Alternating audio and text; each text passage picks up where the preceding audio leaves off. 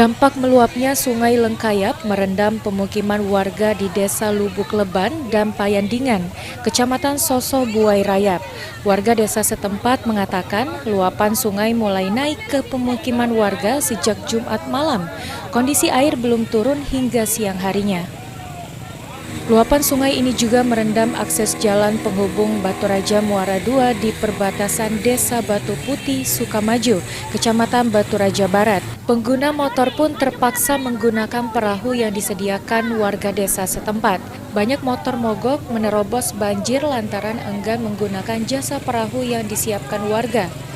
Yang paling terdampak akibat banjir luapan sungai ini adalah para petani, karena lahan pertanian mereka hampir seluruhnya jadi korban.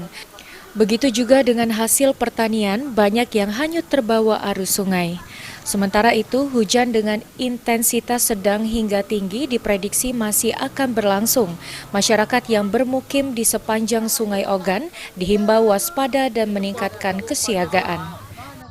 Perumahan baru sekitar 6 rumah yang terdampak, tapi itu terdampak bukan rumah itu terendam total, hanya halaman. Tapi kalau untuk lahan pertanian itu sudah hampir menyeluruh masyarakat yang menjadi korban, karena banyak yang bertanam jagung gagal panen, banyak hasil panen seperti jagung yang sudah dikumpulkan ataupun jeruk yang sudah dikumpulkan akhirnya hanyut terbawa arus sungai.